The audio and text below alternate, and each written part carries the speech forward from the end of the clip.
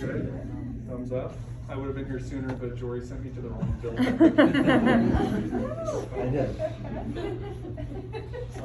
So I'm really excited to be here. My name's Doug. I'm going to talk to you guys about my experience with substance abuse, life, addiction, trauma, you name it. I think I've had a vibrant life full of a lot of experiences, and I've walked through a lot of different things in my life, and I'm going to share what that story's been like with you guys for the next little bit, and then we're going to talk about it. I think this is really exciting to be able to meet with a group of people who are young, who are getting ready to go out into the field, and frankly work with people like me, who have had a lot of pain in their life, who have experienced a lot of emotional trauma and suffering, because you guys are the future of this field and in this area of recovery and treatment and all those kinds of things.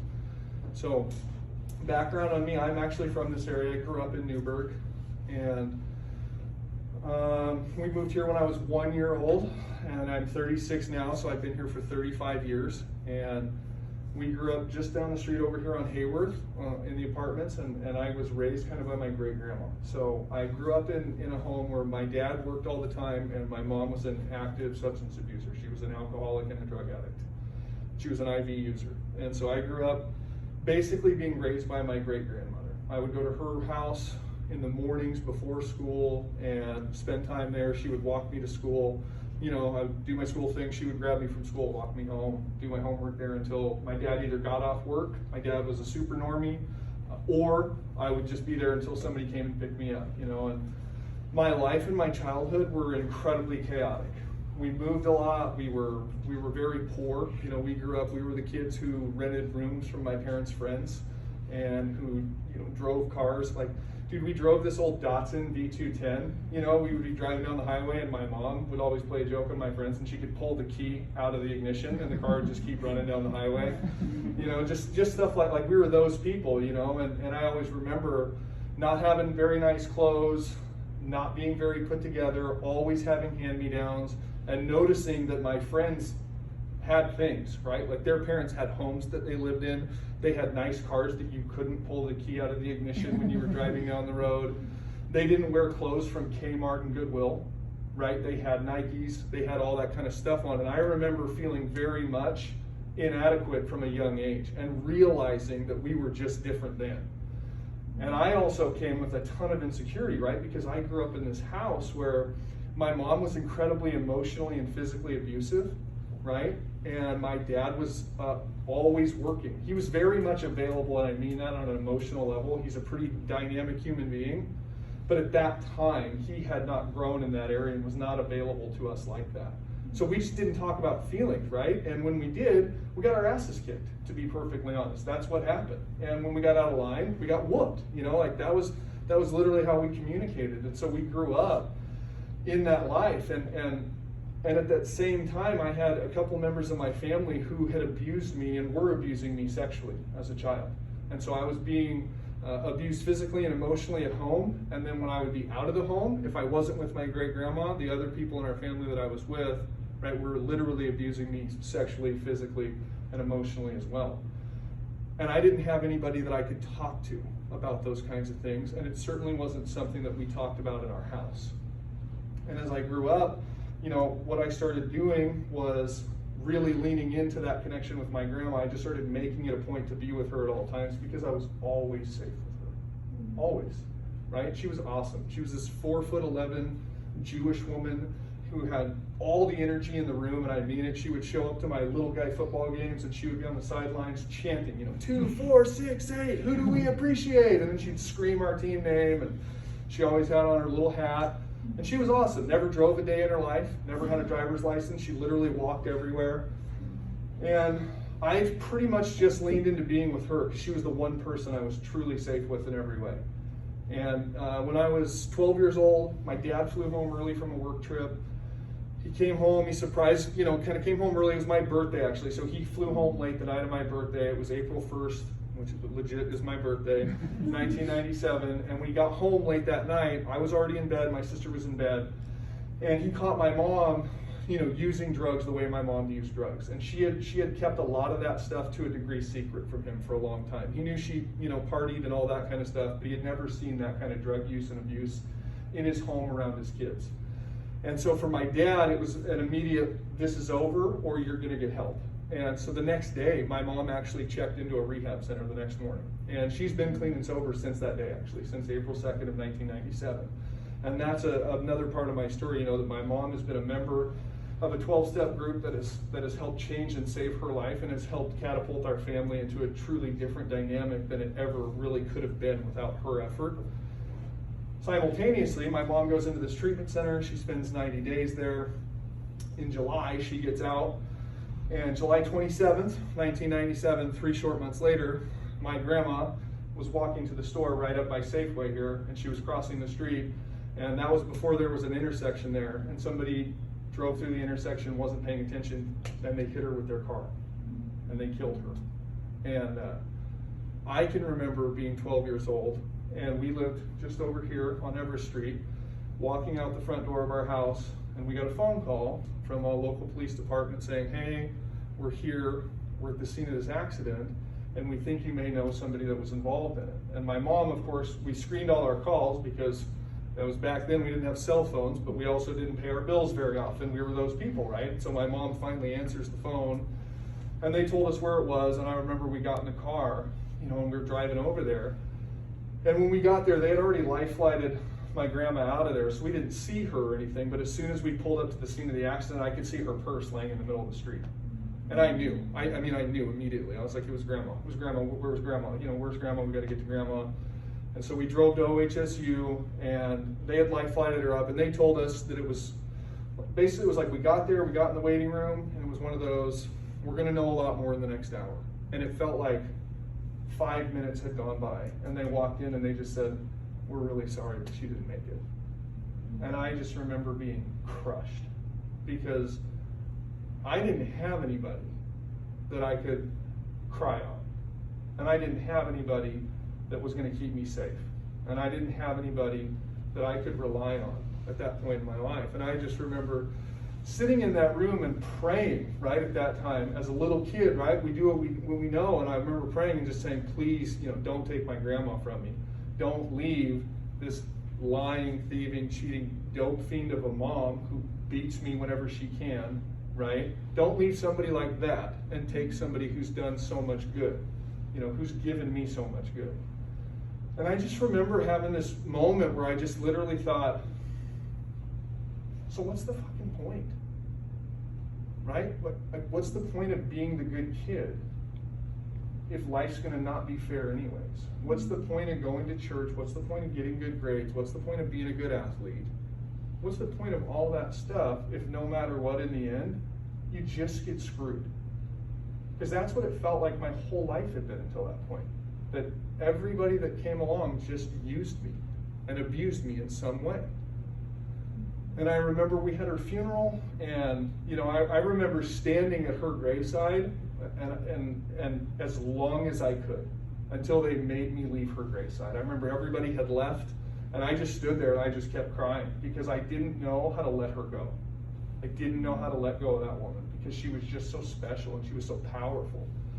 And I didn't know who was going to take care of me, to be perfectly honest. And fast forward into my life, that was right around when of course, dabbling into substance abuse started. So at that age, that was when I started drinking, right? And then I started smoking pot, and then I started taking pills, and I started experimenting with all that stuff because I was in so much emotional pain.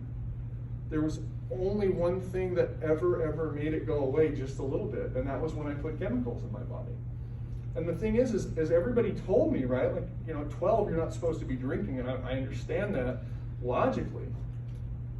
But when you're in so much emotional pain and you put something in your body and that pain stops, I think we can all relate.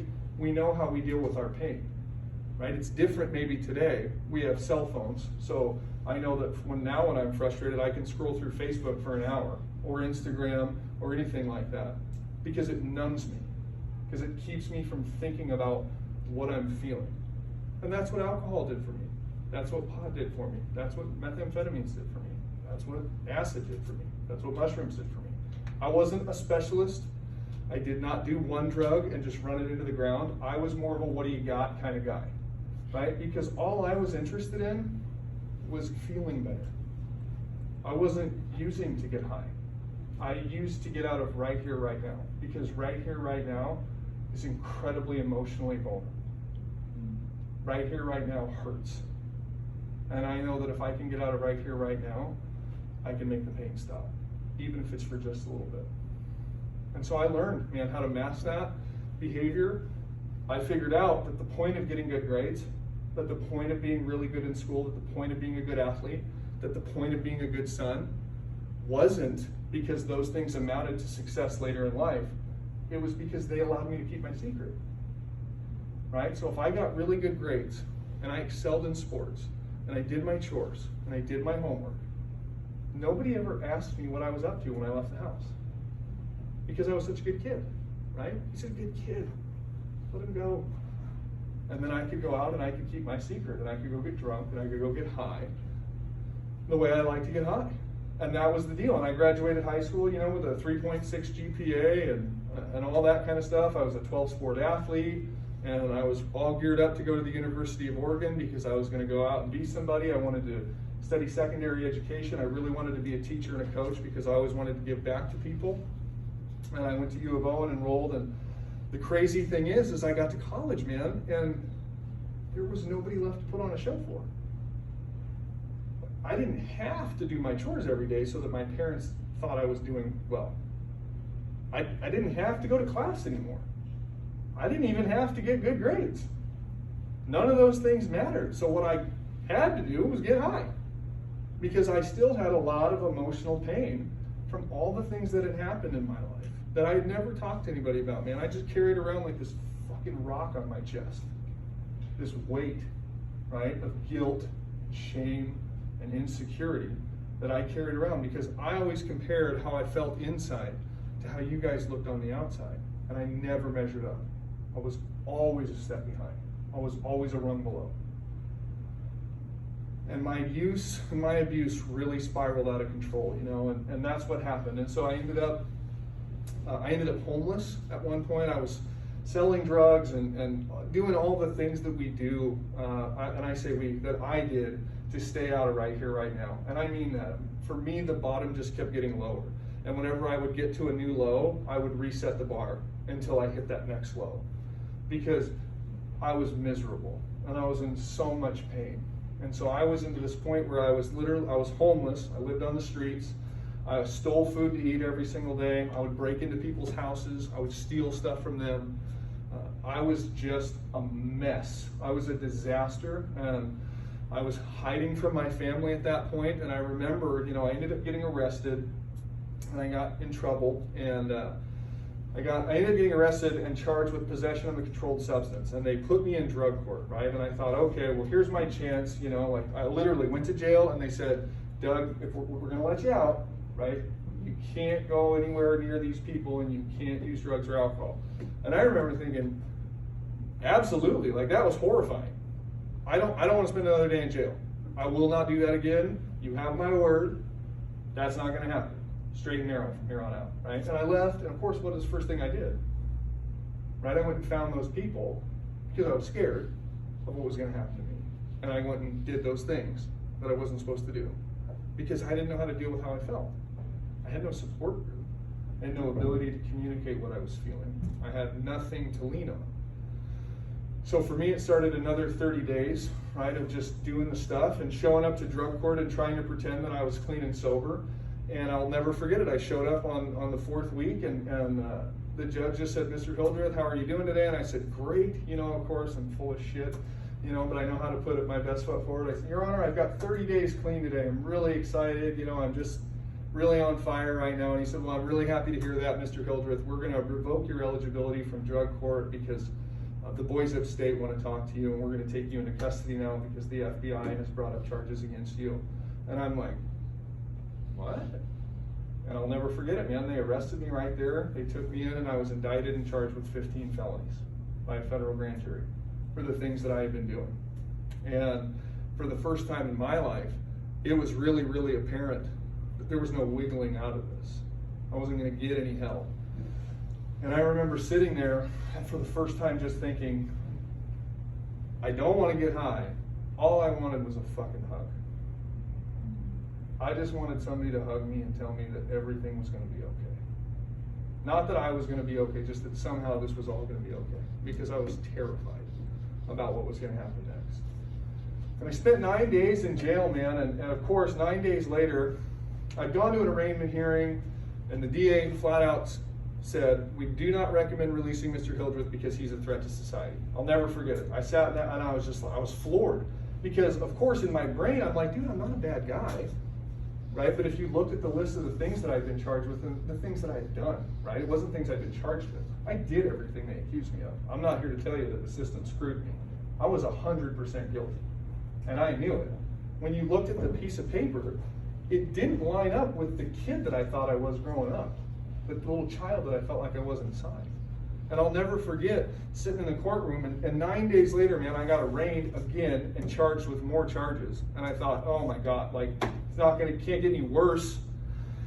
And it got better. So here's what happened. I'm sitting in this courtroom, and my parents showed up, and I don't know how they figured out I had court and that I was going to be charged with more charges, but they came and they made an agreement with the judge that during my trial, I could be released to them for 24-hour supervision. 7 days a week, I had to go to work with my parents, they had to take me to the bathroom, right? I was under full house arrest terms, but I could be released into their custody as a full-grown adult. And the stipulation was, though, I had to get a sponsor in Alcoholics Anonymous, and I had to be active in the program. That was a court-stipulated thing. I'll never forget it, man. And I remember thinking, okay, I'll give this thing a shot, you know. And so I of course, like, I was willing to do whatever it took to get out of jail because it was horrifying in there. I cannot describe to you what it does to me, but when I hear the doors shut, when the doors would shut, it would literally set off an anxiety attack inside of me because I would feel trapped. Because I was, right? I felt like a caged animal. I didn't know how to deal with that. I didn't know how to process it. I just knew that all I wanted was out of there. And I remember coming home, you know, I got in the car with my dad, and my dad just looked at me and he goes, dude, if you screw this up, we have to call the police. You can't run, right? Because that's what I did. I was a runner. My dad was just, Doug, you can't run because I got to call the cops if you run. And I just looked at him and I was like, you know what, Dad? I want to say a whole bunch of things right now, but I'm just going to do my best to show you that I'm serious. You know, and so that was December 21st, 2005. I've been clean and sober since that day, right? And I got out, and we spent the next 90 days. I got this sponsor in Alcoholics Anonymous, and I started working the steps. And I had about 90 days until my trial. And we knew that I was going to go to prison. That was the foregone conclusion. And so I spent the next 90 days working the steps and going to meetings and being involved in a 12-step program and really, really engaging and trying to better myself as a human being and preparing for what the next step was going to be. Because I knew that I was going to a place where people weren't going to be interested in living the next right thing, and where people weren't going to be interested in change or growth. And I got through the steps, you know, and at 96 days I went to court, and I took a plea bargain, and I got sentenced to 17 months in prison. And I spent 1.5 years in prison. And I remember going, and I remember standing there at the table just like this and talking to the judge and just letting him know that I couldn't change anything about the way I had lived my life. And that I wasn't going to make any excuses for the things that I had done. But I was going to live my life in a way that nobody else ever went through, with the people whose homes I had broken into and the things I had stolen, what they experienced because of my actions. That was the best I could do, man. I didn't know what else to say. That's what I was willing to say, and that was what I was willing to commit to. And I spent 17 months in prison, and I helped them start meetings in prisons where there were not meetings yet. And I worked really hard at calling my sponsor once a week, and I would do my step work with him over the phone, and he was awesome. This guy was incredible. You know, he would literally take the phone call. I would read him whatever I had written out for the week. He would be like, "That's, you know, this is my feedback on that," or whatever. "This is your assignment. Call me on Sunday." And I would call him Sunday, and it was, "Jim, this is, you know, what we worked on this week. What do you want me to work on now?" And for me, it was just, give me what's next, man. Because what I figured out really quickly was that when I did what he suggested of me, when I engaged in the process of acknowledging the brutal facts of my life, right, and looking at the truth of the decisions I had made, what happened was I started to feel better. So when I started to engage in this process of cleaning out the wreckage of my past, what started to happen was I started getting better. I started being able to deal with how I felt for the first time in my life. What he started giving me were tools, right? He started giving me an ability to cope with my emotions. I didn't know that at that time. I was insane, and I mean it. I was the kid, I couldn't stay in right here, right now. I would be tripping about, Jim, I'm gonna be in prison, I'm gonna be doing all this. And he goes, whoa, you don't need to be worrying about that. You need to worry about figuring out how to stay in right here, right now. I don't know how to do that. And he goes, just say out loud whatever you're doing. I was like, people are gonna think I'm crazy. He goes, just say it out loud. So I would walk around my house before I went to prison going, I'm walking into the living room. I'm turning on the lights. I am gonna do the dishes. And my mom and dad, my dad would stare at me with just wide eyes like, oh my God, he's broken. We got him off the drugs and now he's broken. And my mom was like, what are you doing? And I was like, Jim says it's my meditation. That's what he would say. He goes, that's your form of meditation. I just want you to learn how to be right here, right now. And my mom would just laugh. She would literally just sit, because she's sober, right? She'd been sober at this point for a handful of years. So she just laughed. She thought it was hilarious. It'd been 8 years for her. And I'm trying not to lose my mind. But what it did was it literally kept me from future tripping. It kept me from spiraling, right, with fear of the unknown. It kept me in right here, right now. And at that time, that was the literal bandwidth of my capability. I didn't have the ability to sit down and write my journal. I have my journals from when I got sober, and they're horrifying, okay?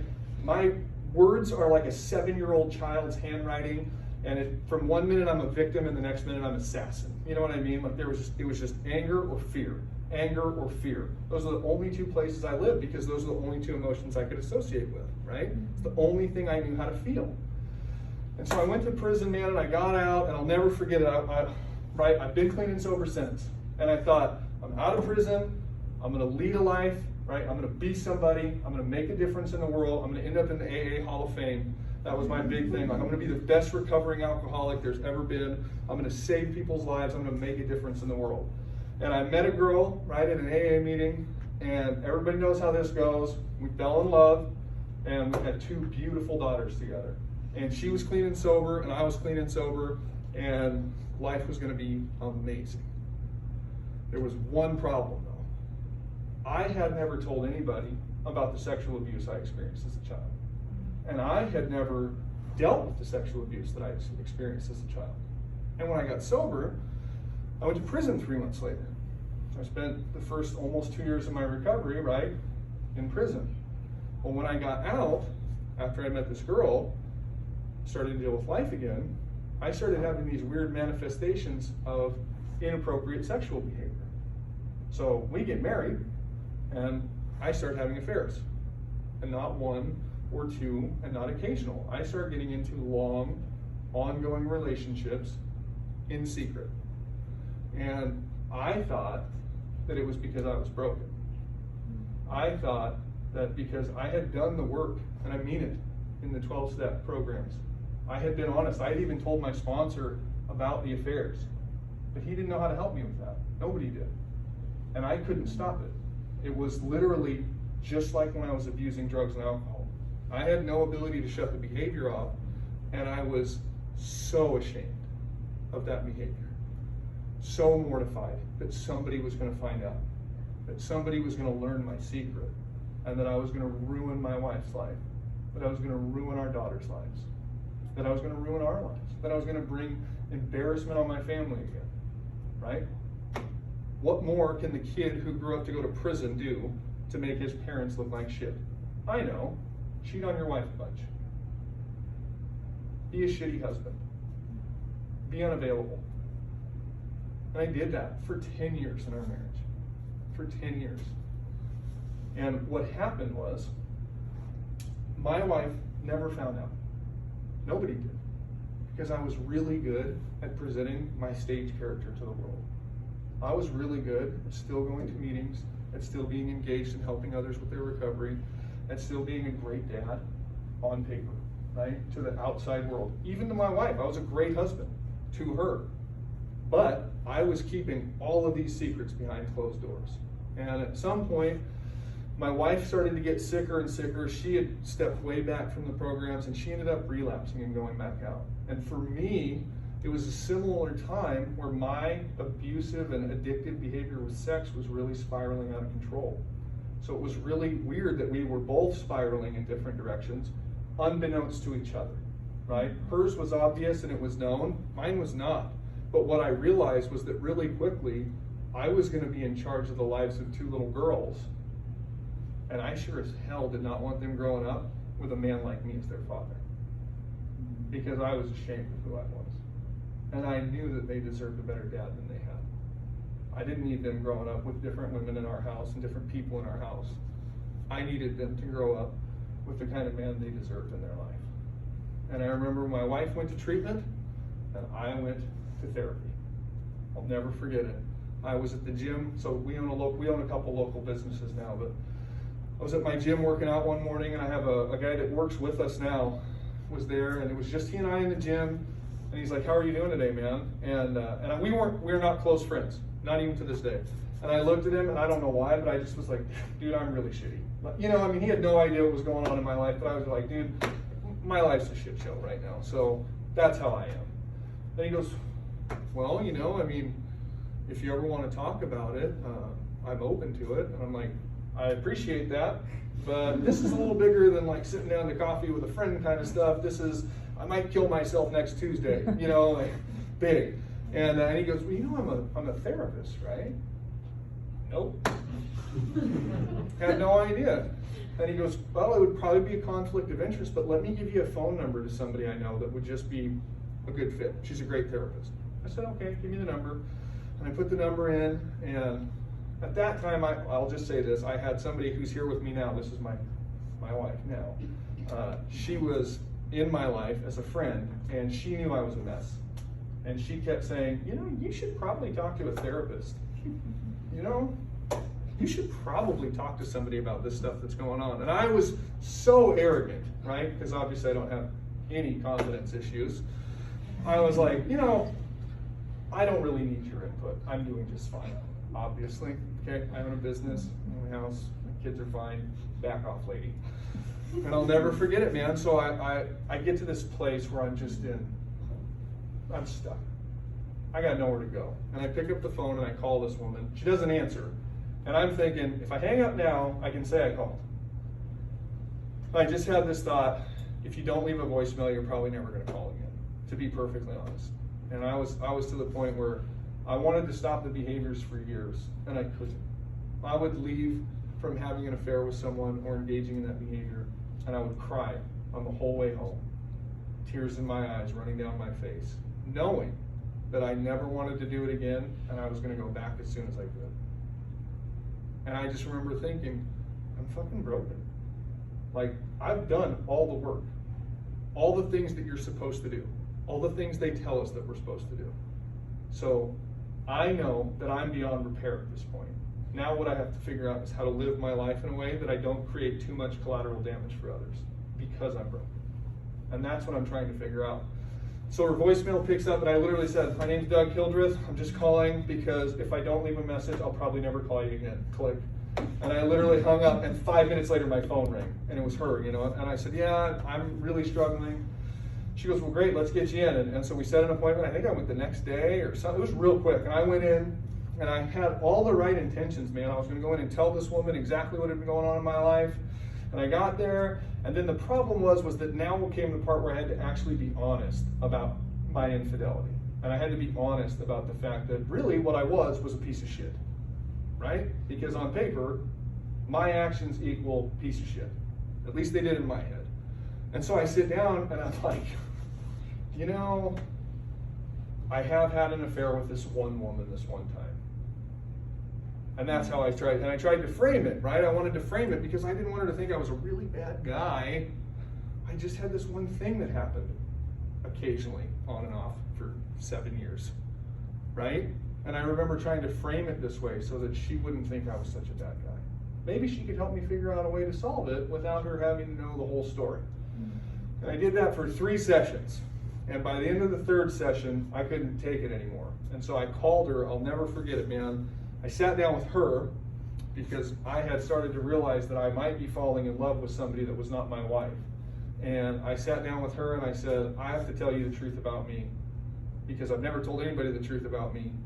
But if you're going to make any decisions, you should know the whole truth and nothing but the truth. You should know who I really am, because I'm not lovable, right? And I'm certainly not somebody that you're going to want to get together with. And so I sat down with her and I told her the truth about me. I told her about the sex abuse as a child, and I told her about all the affairs that I had on my wife. I told her about the ongoing relationships and the secret messages and all the things and the way I had orchestrated this entire thing. And nobody knew about it. And I remember sitting there thinking, here it comes, she's going to tell me what I already know. And she looked at me and she said, I'm really hurt by the things that you've done and the choices that you've made. But I also can't help but just feel incredibly sorry for the things that you've experienced in your life. And I'd like to see what you're willing to do about it. And that is not what I expected to hear. That is not what I expected to receive from another human being. Because I didn't feel worthy of love. I didn't feel worthy of grace. And so I set up an appointment with that counselor that day, and I just told her the truth, man. I said, you know what, I gotta talk to you. I gotta tell you the truth about me. Everything I told you the first 3 sessions is bullshit. And I just laid it out there. I said, I was abused for years. I said, I've been having affairs ongoing for the last decade with numerous different people, and I'm pretty sure I'm fucking broken. And I just laid it out there, and I cried like I haven't cried in my life. And I remember her looking at me, and she goes, you're not broken. And I'm like, look, not dumb. I'm a pretty smart guy. I feel like I'm usually the smartest guy in the room. And I've been at this thing for a long time, for 10 years, trying to figure it out. I've been trying to think my way out of this. I've been trying to solve this for real for 10 years. And it's no better. It's actually the worst it's ever been. I'm pretty sure the only conclusion is I'm broken. And she goes, no, you're a trauma victim. And I was like, that doesn't make any sense. Like, what does my trauma have to do with this? Fast forward, right? A few weeks later, I get a message from this guy that's teaching you guys. Because, of course, everybody in Newburgh knows that my life has exploded. It's a small town. I own local businesses. Everybody knows who I am. And he says, hey, man, how are you doing? Well, Jory, not very good. How are you? And he goes, hey, can I come by and just chat with you for a little bit? I said, yeah, sure, man. Come on out. So he comes out to my house, and at this point, right, my wife had moved out, and I'm living in our house, raising our 2 children, and I have lawn chairs in my living room because I have no furniture left because everything's gone from the divorce. And my mattress was literally a mattress on the floor. It had a freaking hole in it. I'm not kidding you. I bought a $20 mattress off Craigslist, so I had something to sleep on, and you could only sleep on the edges. The damn thing was like a donut in the middle. And so he comes over, and I'm sitting in my living room in my pit of despair, is what I called it, because it was just the most depressing scene you could ever walk into. A grown man in a lawn chair in his living room, and I think you had to sit on boxes while we talked, or a coffee table or something, because I only had 1 lawn chair. I had no money. And so I just told him the truth. That was what I figured out, was that if I just told people the truth, no matter how they responded to me, right, I could begin to start to cope and begin to focus and face what I had done.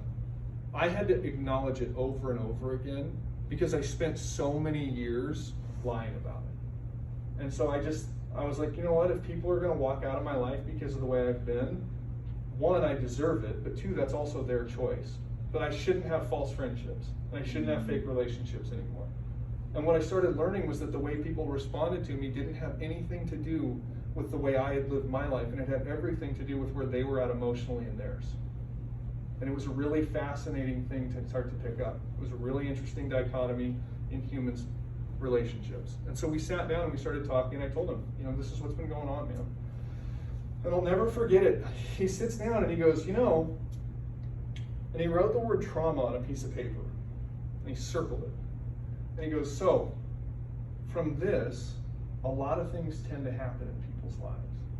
And so he starts drawing offshoots: substance abuse, right? Pornography addiction, sex addiction, anxiety, depression, criminality, all these things. And I'm like, watching this spider web grow, and I start realizing that my entire life was seated in trauma, even traumatizing myself through my own behavior. And I started realizing that the key and I mean this no disrespect to the 12-step programs, because they helped me find cessation and they helped me find a way to stay clean and sober. But the key wasn't in having a spiritual awakening. It was reckoning my trauma and then reconciling with it and facing it. And that's what I did, man. And I mean it. Like, I went head on and I went hard into intensive therapy with my counselor, and we fucking hit trauma. And it hurt. I would show up every week to counseling, like armored up, and not in a bad way, not to protect myself, but ready to just take an emotional beating. Because what I knew was that I was dealing with stuff that I hadn't dealt with in 30 years. And what I was facing were things that I had covered up for decades of my life. And I was battling paradigms, right, that I had created, that I lived by, that I had to help build, deconstruct, and then rebuild. And it was this crazy process, man. And it was the most enlightening and empowering time of my life. You know, and that was it was 4 years ago now. Literally, 4 years ago was when that process started. And in that time, I have really just been blessed, to be perfectly honest. That's the best way to put it. My life has been rocketed into a different realm of compassion and love, and we have made deep connections with people, and we have really started doing work in this area, because there are so many people out there suffering from what I suffered from that have no fucking clue that there's a solution. That's why I'm here to talk to you guys. My story isn't about me. It has nothing to do with me. My story is about the field that you guys are in, and the lives that you're going to get to impact, and the people that you're going to interact with. See, I got really, really lucky that I landed in the lap of a trauma therapist when I was ready for help. There are very few people that make it to 10 years clean and sober having not dealt with the trauma of their life. So that's the other thing we're here to talk about today, right? Is that you guys are getting ready to go into a field where there's a 15% recovery rate. How's that acceptable? How is it that the best thing we've come up with is a 12-step program that was invented, 90 years ago? Why aren't we questioning that model?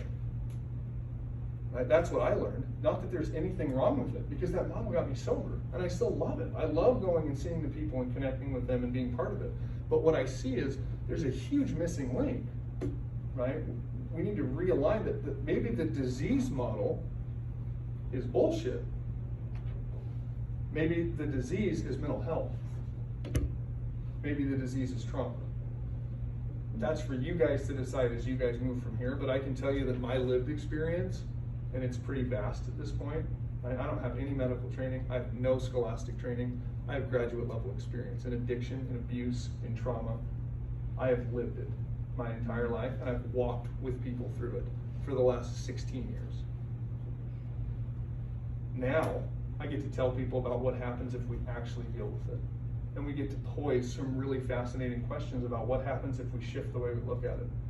What happens if we change the way we treat it? That's some inspiring shit. And that's what you guys are going to get to do. You guys get to define the way this is dealt with going forward. And that's what I'm here to talk to you guys about. This is me, right? My life's an open book. I'm a case study. I'm a statistic at this point. But if I can talk to enough of you people, maybe we can change the way this thing's done, and maybe we can change the success rate. Maybe we can get a lot better than 85% fail rate. Because right now we're talking about an industry that in the next 4 years is going to be worth $53 billion. And we're cool with a 15% success rate. I am not cool with that. Because people like me are dying every single day because we don't even know that the help is there. We don't know that people like you are available to us. We don't know that help is out there. And we don't know that the process through it is entirely different than the one we're being sold. I'm open for questions.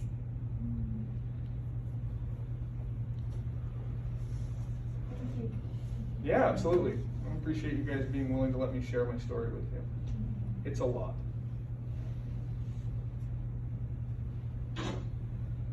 Yes, sir. I'm curious about, well, I guess my question is, Could there have been any intervention that would have had a positive impact on you before being arrested? So, clients that we work with that maybe aren't at that stage yet, what can we do? So I actually did, my parents did do an intervention on me at one point with a few people from the 12-step program. They showed up and did an intervention on me. It did not help, to be perfectly honest. Honestly, it just scared me to go run further away. That's what it did. That was the impact it had on me. I went into the how can I end this as quickly as possible mode, right? Because for me, when I'm not healthy, a lie does not like to be challenged, right? I don't like to be challenged when I'm lying. So for me, if I know that you don't know the truth, then I can just back you right the hell down. But if I do know that you know the truth, then I'm really good at being extremely gracious and acquiescent to whatever you want. So for me, it was, yeah, I think it's a great idea. I really see where you guys are coming from, and I'm definitely going to hook up with this guy as my sponsor, and I'm just going to get right to work. Intervention, I guess, is some like inside baseball. I just mean, is there anything that could have changed your path? Ooh, I don't think so. I mean, I've spent a lot of time thinking about this stuff. I've had a lot of time to think about this stuff, and I don't think that there was anything that was going to change where I was headed. I was like an out-of-control freight train at that point, and I think it took getting hit between the eyes like that. I think it took a catastrophic failure for me to even realize what was going on. Does that help? Yeah, thank you. Yep. If you had known about like therapy as an option that could help, what would it have taken to convince you to like seek that out, or would it have taken that kind of, for you at least? So for me, it took being desperate. Really, right? I knew it was available. She'd actually mentioned it to me like years before, and I blew it off. She actually made me sit down and watch the Brene Brown TED Talk on shame. And I haven't had many moments in my life of more physical uncomfortability with emotion. I was like, oh, like doing one of those in my chair, like, Jesus, how do we get this over with? Now, let me put it to you this way though. Because I went through 3 inpatient treatment centers before I ever got clean and sober. What if when I went into those inpatient treatment centers, somebody talked to me about trauma? Could it have made a difference then? I don't know, but I know that it couldn't have hurt. Yeah, hold on, we got 2 guys in the back. Go with you on the right. I think you were up first. Right? Yeah, my right.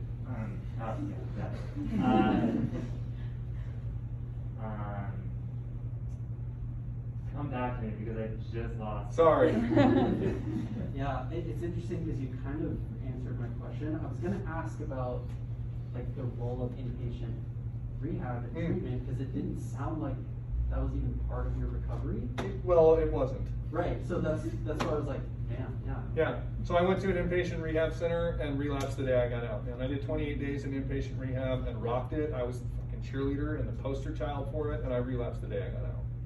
So for me, I have a huge shtick against the way that they're set up right now, because I believe they're designed for failure.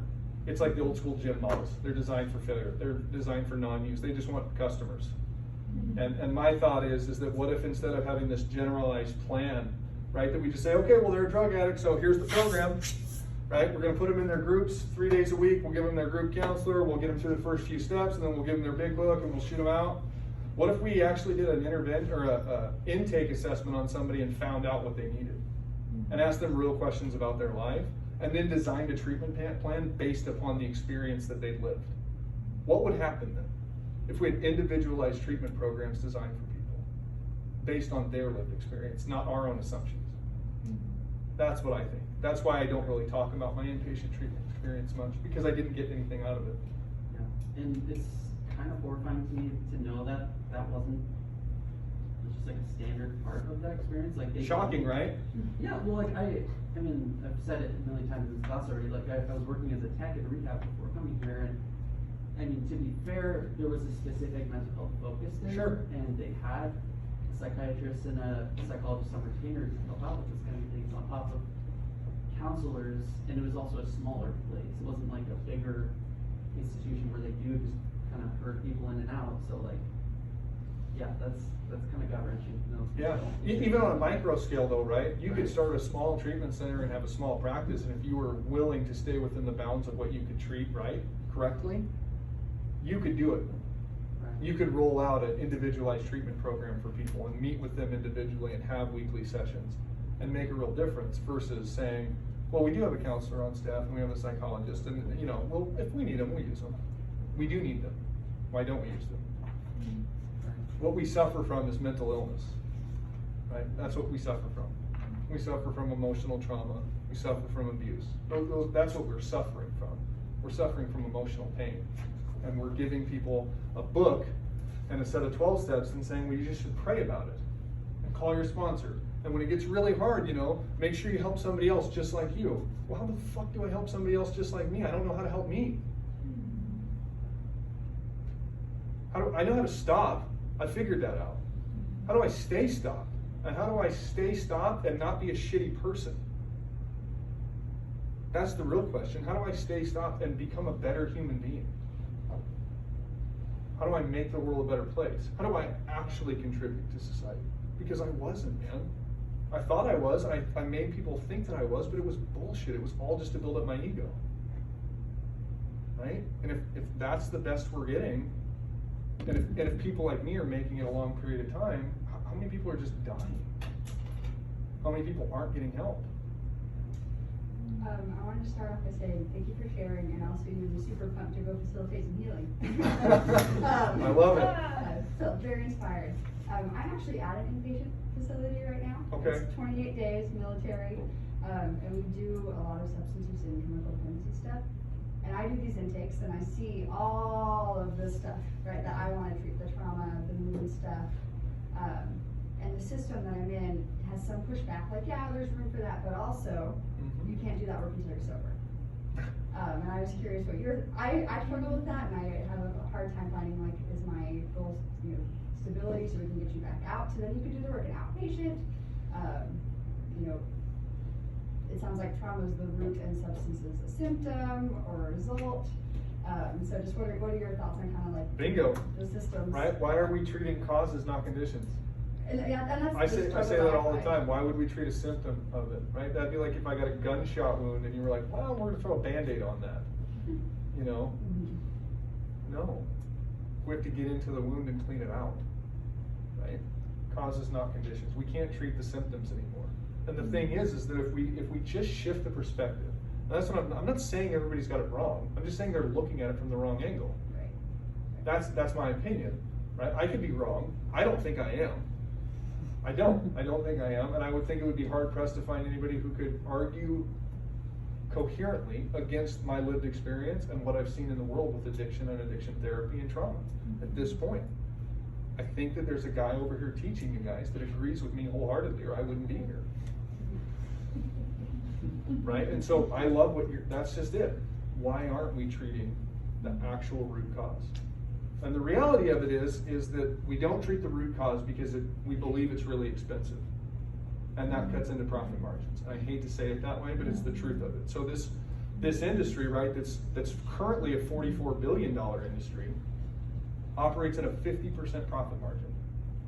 That is insanely high. The average treatment center, even the shitty ones, operate at 30% margins. So yes, there is a lot of people out there who are just like you, who want to help people, and you take the job because you want to make a difference in people's lives, but you get hamstrung by the system you're in. And we're going to stick with this model because it's a hell of a lot cheaper to treat 45, 50, 90, 100 patients with this program that we know, hey, it works 15% of the time and it's fine, it's accepted. Insurance companies will pay for it, and if they really want it, they'll get it. They'll get sober. Why would we change it? What if we can make 30% margins and save 30% of people's lives? Treat causes, not conditions. You have a question, Matt? Yes, back. During your trauma treatment, did your urges, and I hate to use this word, Yeah. like urge to relapse, for lack of a better Yeah. word, change at all versus before that? Yeah, it turns out, here's a couple things. One, I'll just be honest, I do have a very high sex drive, but it turns out I don't have to have sex all the time when I'm in an emotionally stable place and when I'm in an emotionally healthy relationship. I don't even have to look at porn. Guess what? Unless I want to. How crazy is that? We could do that together if we want. I'm gonna embarrass my wife right now. But we get to make those choices right around our sexuality. That's what was so crazy to me, was I thought, okay, this is gonna be a lot like my recovery from drugs and alcohol, and I'm gonna have to start with this huge period of cessation, and then I'm gonna have to figure out how to slowly sprinkle sex back into my life. Well, it turns out we're human beings, and we have our own desires, and we have our own natural proclivity to sexual activity. And so for me, it was a real process of trying to sort out, like, is this an unhealthy urge or is this a natural inclination, right? And learning how to then literally monitor my emotions and my feelings around it. Talk about them openly, journal them. That's one thing, man, I will tell you what, my wife is quiet, she's very shy most of the time, she's probably vibrantly red under that mask right now because I'm talking about her. But I can talk to that woman about anything. How I'm feeling, what I'm thinking about, what my urges are. Literally, I can be very honest with her. And then we can sort out what is healthy and is not in them. And so that's been big for me, is that I don't, right? Like, I don't have urges. What I have is I have natural instincts and desires. And sometimes I have unhealthy instincts, right? I do, especially when I'm in a bad place emotionally. When I'm struggling, guess what comes back? I want to do things like watch porn and distract myself, right? I wouldn't mind having a risque conversation with somebody, because that distracts me from what I'm really feeling. Because the porn, the sex, is a symptom. It's not the cause of the problem now. So yeah, so that's been the coolest discovery, to be perfectly honest, is to get the freedom from that bondage, but also to get the freedom with somebody that you're in a trusting and healthy relationship with, to explore those things and find out what you're okay with, what you're not, what you're comfortable with, what's okay, what's healthy. Like, it's been a really surreal last 4 years. Yeah. Double dipping. I love it. I have a couple, I still have from 12-step meetings. It's not, is it that here too? Say that again? If you share like more than one. Oh yeah, 100%. Double dipping. We got a bunch of you. So, let's see. So 2 very different questions. Okay. So please take your time or answer them at your leisure. But I wanted to know what your thoughts are on inpatient treatment, and whether that's something that someone at rock bottom needs, if you feel like they're really out of control, or if that's something manageable in outpatient.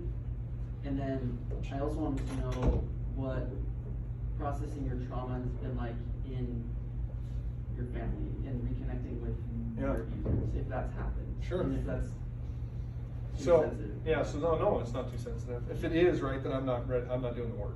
To be perfectly honest, we have to get to a place where we're ready to talk about this stuff. And if you want to lead on a subject and be somebody that pioneers in something, you better be ready to answer some tough questions. So, inpatient treatment, I'm a huge proponent for it if done correctly, right? Because I know for me that when I was spiraling out of control, now once I was sober, totally different, right? Just dealing with my trauma, I still functioned in the world, and at a high level, right? Like, I owned a business, we own multiple businesses. I still did all of those things every single day. I just also was sleeping with people every second of every day when I wasn't working. So for me though, but when I was abusing substances, I was out of control. I couldn't keep a job, right? I was homeless, like I said. So for me at that point, being somewhere safe where I could get cessation as well as some clarity and some safety would be vital. And I think that eventually that will be the model, especially if we translate, like she's talked about, to treating the causes, right, and not the symptom. Because if you put people in a really safe place, think about what kind of work you could do with a person if you had them for 28 days and you got to actually work on what was wrong. How powerful would that be? Because you know they're there, they're willing. I mean, I was willing to do the work. You don't go and stay at a treatment center because you don't want to be there. You stick around because you're fucking desperate to catch something that might change it for you, right? And so, second question, you said reconnecting. Yeah, like what was that part of your trauma processing to connect with them? Is that something you decided to do? And So, one of my abusers has passed away before I ever got to a place where I was ready to deal with it. The other one is still alive and is not a part of my life. And that was my own personal choice not to reconnect, to be perfectly honest. I have, it just is what it is. And I mean this, the sad part of that is that he was abused just like I was. And so part of me just feels a shit ton of pity for him. And I know that he's a sick human being. And I know that he needs help just like I needed help. Now he chose to let his manifest in a different way. And his behaviors are not excusable by any means. And I don't think that they are. But I also know that he was just dealing with the way he felt in the way he was showed how to deal with how he felt. I chose to outlet it in a different way, right? It doesn't mean that what he did was okay. And I sure as fuck do not align with that type of behavior or think that there's any part of him that I want to reconnect with. Does that make sense? Absolutely. You know, I had another family member of mine, you know, this is sad to say, was my grandma, who was an enabler of all that behavior. She died yesterday, literally. Oh my gosh. And I don't know how I feel about all of that. Still, you know, my family all rallied to go down and be there. And I loved my grandma because she always loved me. But my grandma also enabled somebody to do the most heinous thing someone could do to another person willingly. And so for me, it was it's just been a super mixed bag of emotions the last couple of days, to be perfectly honest. At some moments, you know, I think, God, how sad is it that she had to live her life, right, in kind of in exile the last 5 years of her life in a nursing home, basically on her own, alone, to a large degree. And then part of me thinks, got what you deserved, right? And I hate to say it so callously, but it's just tough on an emotional level. That's still something I'm going to sort through. Yeah, I can say 24 hours removed, I literally don't know how I feel. What I hope is that she did pass in peace, and I mean that, and I hope that she found some sense of forgiveness in herself. Because I know what I carried with me. And I didn't ever sexually abuse anybody, but I know how much guilt and shame I carried for the way I behaved. And nobody needs to walk around with that kind of pain inside them. It's awful. Thanks so much. Yeah. What were the best ways you found to clean out that pain? You said it was like a rock on your chest. Was the therapy and talking about it, was that bringing it back up in a safe space with someone? That was probably the most profound way, truly, to deal with it, because they're just such big emotions, right? Such big feelings. To really sit down in a room with them, and I call it opening up the kimono, right? Like literally just let yourself be totally vulnerable. I mean, I would much rather just be naked with another person than actually deal with my feelings. You know, and that's easier for me. That's less vulnerable. But that's what I think of it as. And it really was. It was sitting down and talking about it. For me, it's also been journal. Like I carry a journal with me at all times. Sometimes I write my crazy ideas down in them. Sometimes I write down thoughts. But sometimes when I'm really struggling, I literally will just sit down and start writing how I'm feeling. Because it helps me. I've learned to get it out in front of me so I can examine it, right? And sometimes it's not necessarily that I need to be with a therapist at this point. I definitely did in the beginning because I couldn't think my way through it. But now it just helps to get it out, and so I can examine it and see. And sometimes it's just sitting down with her and going, hey, I wrote this out. Will you take a look at this and tell me what you're seeing? Like, will you read this and just tell me what you're getting from this? Because for me, it's just about education. Like there's nothing harmful left. I don't have any secrets left. So now it's literally just about education. I'm learning from myself and learning how to remap and feel and get through all of this stuff. So it's really just about education. But yeah, for me, it was sitting in a room in a safe place and being able to share with somebody the weight of the pain, you know. Yeah. Thank you again for sharing all this stuff. Yeah. I wanted to ask, I know you talked a lot about kind of your family system and growing up, and your daughters were a significant reason Yeah. you made this final big shift. Mhm. I'm curious how you noticed your growth and change impacting your relationship with them and how you're understanding yourself as like a parent. Yeah, so my daughters are awesome. And I think that they help me be a better human being, to be perfectly honest. It's been a really cool journey. So I'm super sensitive, and I mean that. That's like obviously, duh. I'm an incredibly emotional person. So I think I was meant to raise girls. So I connect very well with both of my daughters. I mean, they're my team, and they're my girls. And so for us, it's been really cool. You know, my oldest is 13 now, and my youngest is 10, and we really do have a pretty awesome dynamic, and they're both very different. My oldest one is very much like me. She's highly anxious, very fearful, you know, very emotional all the time. And my youngest is, I think, the best parts of me, you know, like she's very outgoing and dynamic, and she's very funny. But what's cool is like they always joke and they say, like, well, you're like our mom and our dad, right? Because they can talk to me about whatever. And I think, and I'll say that, like, I think I'm the coolest dad because I don't get weirded out by my daughter. Like my 13-year-old is starting to grow boobs, you know, and she's so uncomfortable about the fact that she had to get bras. Thank God we have a stepmom that's amazing, right, in their life and can be there for that stuff. But at the same time, they also know they can talk to dad. And I mean that. Like, we connect, we sit down, we talk about how we feel. That's one thing that I make available to my kids is we talk about how we feel. I tell them how I feel. I tell them what I'm dealing with. They know about my story. My kids know 100%. Like, I don't tell them, oh, well, you know, your mommy and your daddy got divorced because they just couldn't figure things out. My kids know why. We have a podcast. We actually talk about it on our podcast. And I mean that openly about my lived experience. I have a blog. I write all about it because I think it's so important to just acknowledge the truth. They're not dumb.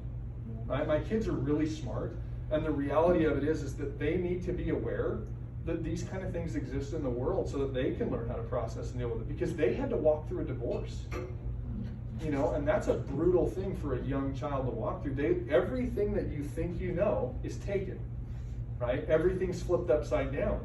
And so for me, it was really important to give them power and give them a say in as much as I could, because they needed to be able to share where they were at, you know. And there were times, man, in the beginning where, like, my oldest daughter was angry, you know, and pissed off about the things that were going on, and she needed to be, you know, she needed to learn how to let that stuff out. And I think that for us, it's really helped us grow and have a much stronger connection. Yeah, that's beautiful. Yeah. So kind of shifting gears a little bit, you've talked about how the existing systems are unhelpful, which is something we've been talking in this class about. But you have, I can see that you're very passionate about it, and that you also have kind of a unique perspective that we haven't gotten yet on, like, the business side of things and things like that. So just kind of hoping you could talk a little bit more about that. I see that your kind of method has been to bring exposure to the areas that the system is lacking. Absolutely. Talks like this and maybe the podcasts and things like that. But do you have any other advice for what we might do in the system, like how to change the system? Yeah. I mean, what we've talked about is we want to just combat them directly, right? So for you guys, start your own treatment center, right? Go out, spend some time in the field, and learn absolutely what does work and watch what doesn't, and then build something that does, right? That's what we've done with all of our businesses. We exist in the fields. We exist in two totally opposing industries, right? We own a gym and we own a car dealership, and all we did was build our framework off of what doesn't work in each industry, and we're very successful doing that, because what's missing is what will make you different than everybody else. And right now, it's not like you can't do any worse. And I hate to say it that way, right? The best we've come up with since June 10th, 1935 is go to meetings. That's the best we've done. Now, obviously, when it gets to a point where you need help, they say, well, you're gonna need outside help for that. But that's the best we've come up with, is a 15% fail rate. So for me, it's design something that exists in the exact same industry and directly confronts their misconceptions and their missing links, because that's how you disrupt an industry. Are you pointing to Hildreth? Yes, I am. I am the Starbucks of treatment centers, right? They're everywhere, but their coffee's still shitty.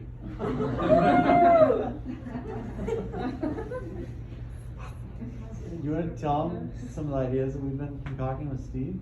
Yeah, so we have talked about this, right? I mean, we want to start a treatment center, right? And that's the main goal. I love, and I mean this, I love working with people at the gym, and I love what we do in the auto industry, and I mean that I love leading teams. It's great work, and I love working with people, especially now that I'm actually capable of being a real leader. But I don't feel that my life is best suited and going to be best used in the auto industry or in the fitness industry. I believe that it's going to be best suited meeting with people like you and meeting with people like me and finding a medium where we can meet together, right? And so we've talked about starting a treatment center that's based on trauma therapy, right? So we start treating the cause, not the symptoms, and we actually start utilizing a treatment program that's individually designed so that people can recover. That's the whole goal, man. And literally start small. You can start scalable. It doesn't have to be a big operation. You just have to start small, build it, prove that it works, which I don't think is going to be that hard, because even if we're hitting at 15%, we're crushing it. Okay? That's the thing. So you're not even in, like, you're in an industry where if you guys bat 25%, you're going to change the game. Think about that. You'll change the way people are treated with mental health for the rest of their lives. You guys can literally alter the course of an industry. And it's an industry that hasn't been disrupted in almost 95 years. Think about that. Nobody questions it. Nobody even tries. So we've talked a lot about it. I genuinely believe there's huge room for disruption, especially as this industry continues to balloon, right? We're the most social species in world history, and we're more isolated than we ever have been. The use rates are skyrocketing in just America, but around the world because of COVID, because we're shut off from each other.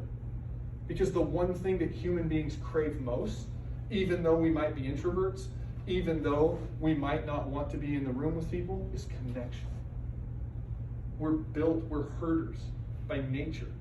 That's what we do. We find our tribe, we find our herd, and we connect. Some of us like really big tribes, some of us like small ones, but we just desperately desire connection, and we fucking don't have it, right? And social media is ruining it. It's distancing us even more, right? Political parties are widening the gap.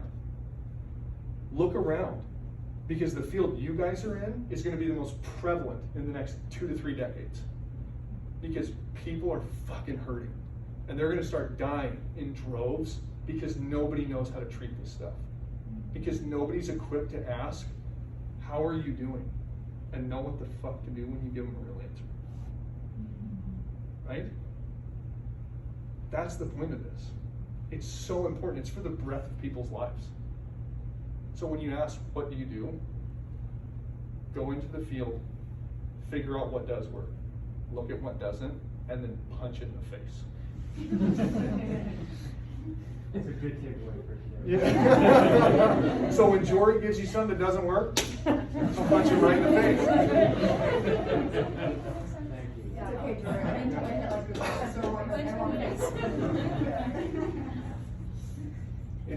It needs a reset. And even extensions of it. I mean, Yes. you work at Providence, you're treating symptoms.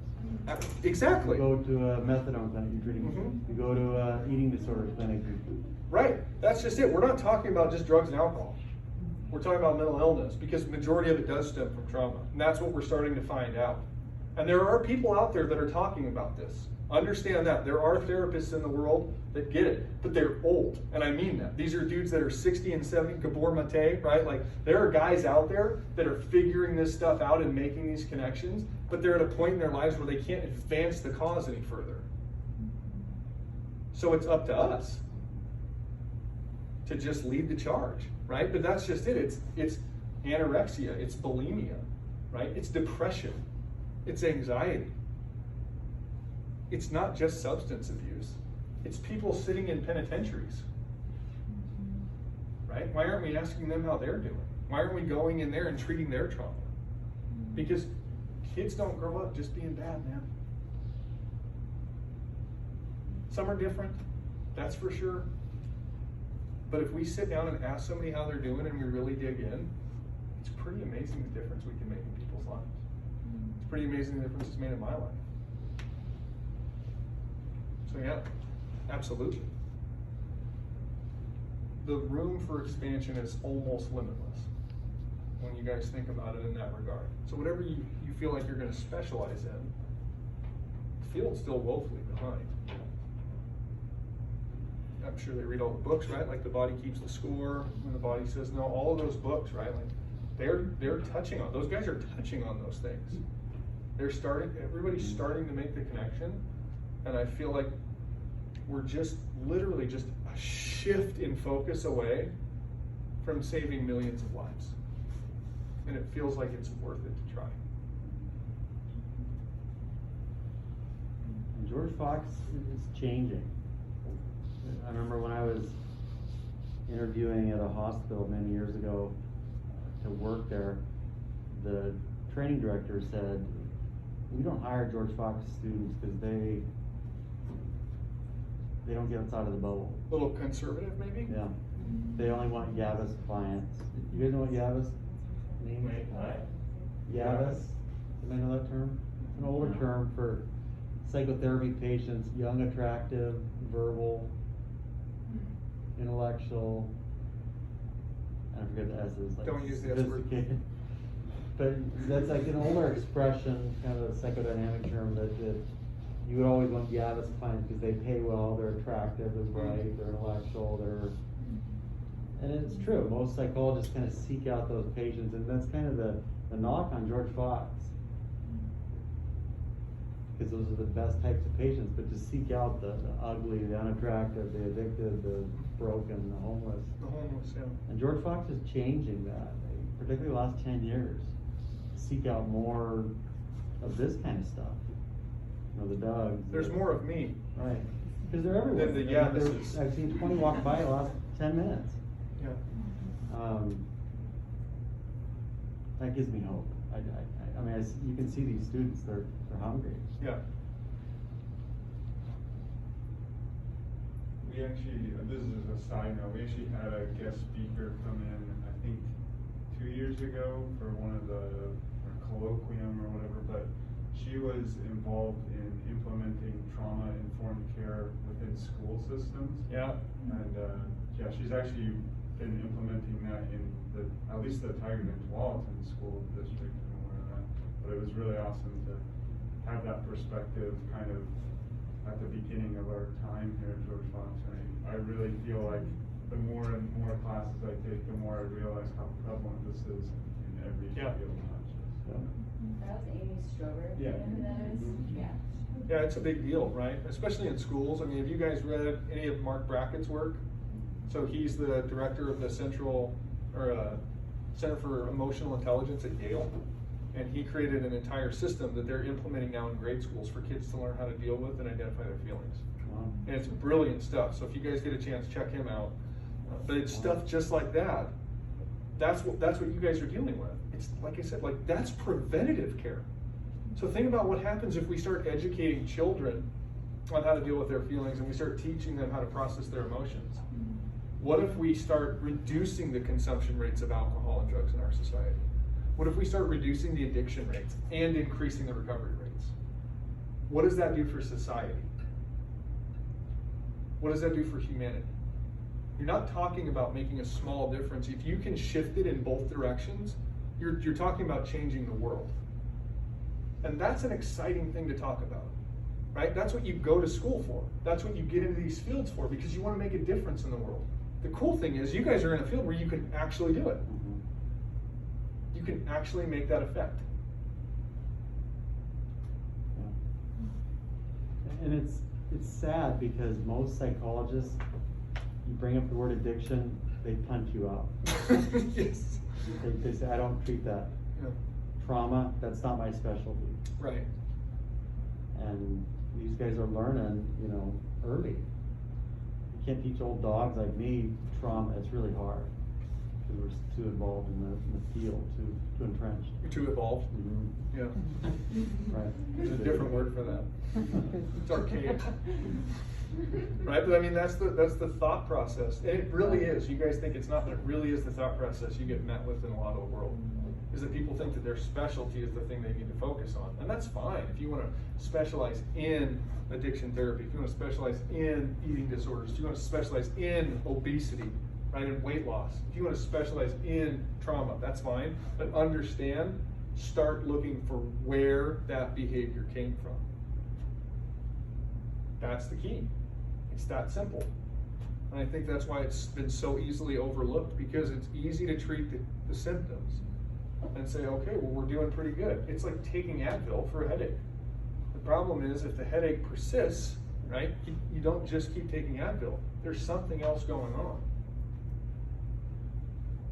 It's just like in the gym, man. The muscle hurts. You don't just keep doing the same thing. You don't just stop using the muscle. We have to figure out what's going on with the muscle. Why isn't it functioning the way we want it to function? Same thing with the human organism. Why isn't it functioning the way it's designed to function? It's that simple. It's at 6 inches between our ears.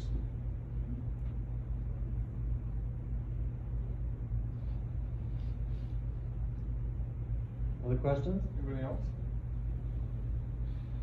You solved it? I love it. I think the biggest thing I can leave you guys with is it's really easy to get motivated and inspired in an hour or two conversation. But it's finding the will and the passion to keep going when we leave the room. And I mean that. It's finding that no matter fucking what, we're not gonna stop until we make a difference in the world attitude. And that's what you guys have to have, because you're in a field that desperately needs change and has wildly avoided even attempting to make any for a long time. We've made no advancements for a really long time, right? We still look to the old guys and we read their work as a basis of how we guide ourselves. And it's fine to look back to learn lessons, but we need to live life looking forward and trying to figure out better ways to affect change in the world. So for you guys, find that passion to wake up every single day and explore a little bit more. And then don't fall into the trap of thinking you're going to fix it in a week or two, or a month or a year or 5 years or 10. You have to understand that adaptation takes time. And you have to be willing to put in the work, and you have to be willing to eat, I hate to say it, miles of shit to get to where you're trying to go. But if it means enough to you, it will be worth it. And it will change people's lives. Even if you affect it in a small community, you can literally change people's lives. And there are very few people that are going to college that are getting ready to go out into the professional world that have the ability to impact the world like you guys do. So take it seriously, because you guys are the future. So find that motivation. I don't care where it comes from, whatever your internal passion is, and pursue it, man, relentlessly. Because that's what we do now. We pursue it relentlessly because it's so vital that we keep talking about it. So vital.